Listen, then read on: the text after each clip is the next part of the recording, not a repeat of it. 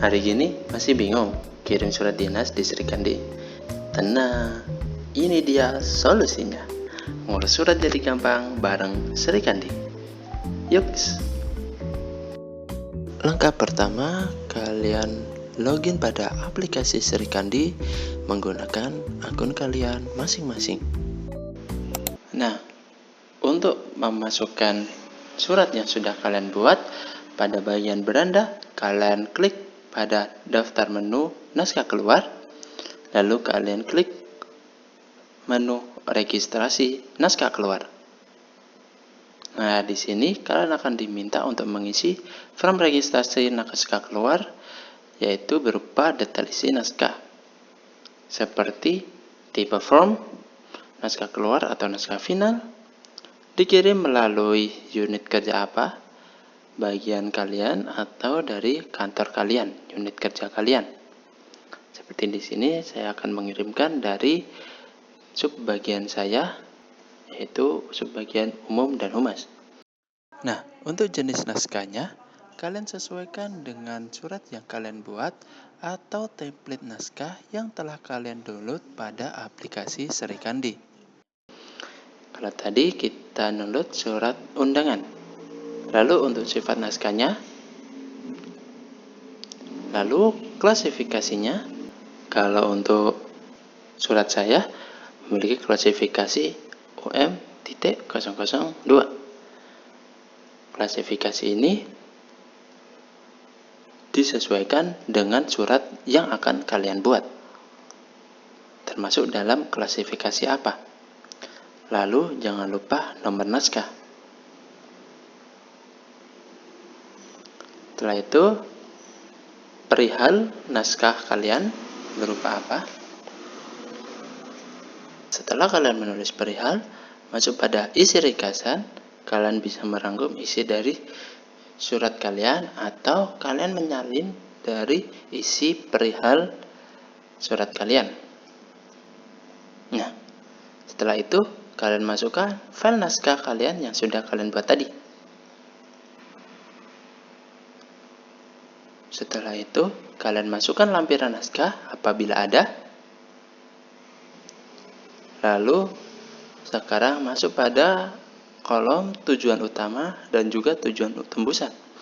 Di sini, untuk tujuan utama, kalian bisa berupa grup tujuan, utama internal, utama eksternal, grup tembusan, tembusan internal, tembusan eksternal.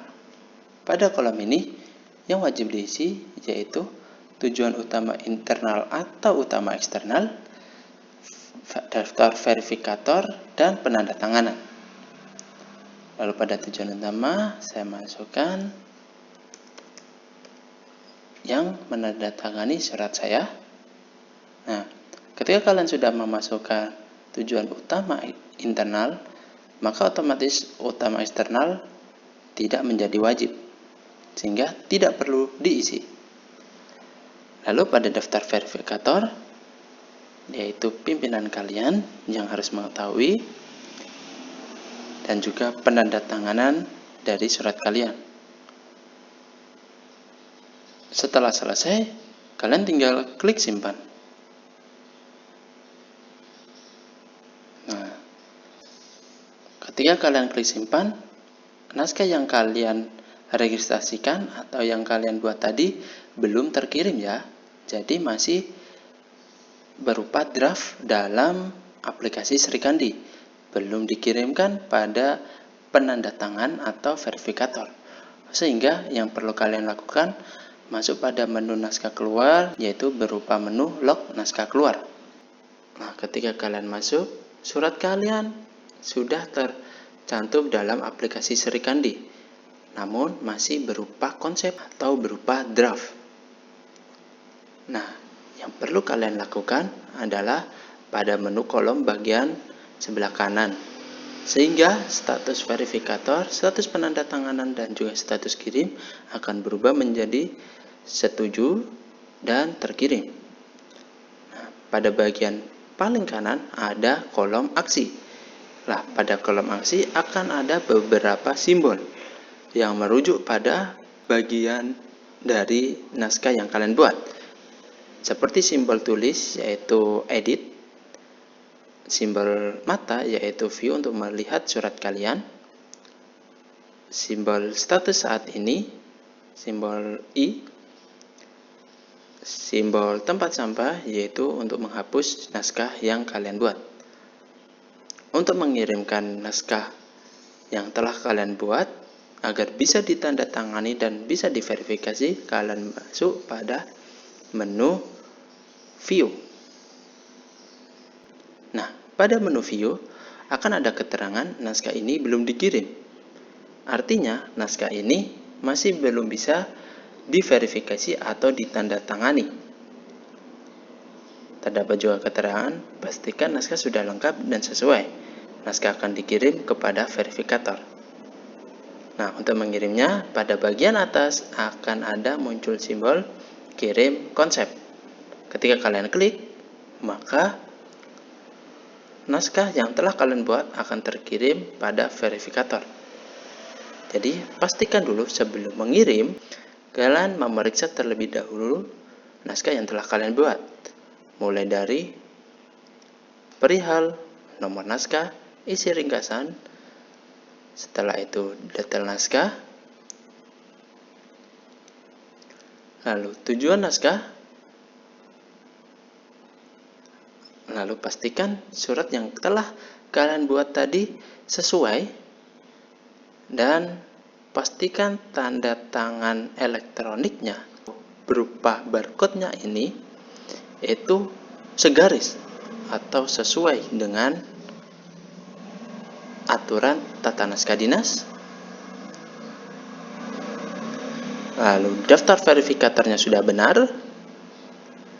daftar penanda tangannya juga benar.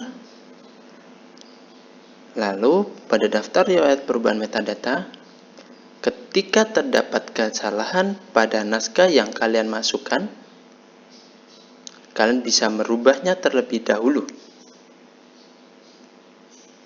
Nanti setelah kalian rubah akan muncul pada daftar riwayat perubahan metadata. Ataupun pada saat kalian telah mengirim naskah dinas dan yang menandatangani atau verifikator tidak menyetujuinya, maka akan dikembalikan pada kalian dan disuruh memperbaiki. Nah, ketika kalian memperbaiki dan mengirim ulang naskah tersebut, daftar riwayatnya akan muncul pada riwayat perubahan metadata ini. Lalu terdapat lini masa, yaitu tanggal pembuatan surat. Artinya, tanggal pembuatan surat ini bukan merujuk pada tanggal yang diketik dalam surat, namun tanggal naskah surat ini dimasukkan dalam Srikandi. Itu yang masuk dalam lini masa ini. Nah, ketika kalian ada beberapa data yang kurang cocok atau ingin kalian perbaiki, kalian bisa masuk kolom aksi pada menu edit. Di sini kalian bisa merubah mulai dari log naskah keluar, lalu lampiran, lalu kalian bisa mengupload ulang file naskah, lalu tujuannya, daftar verifikatornya, dan daftar penanda tangannya.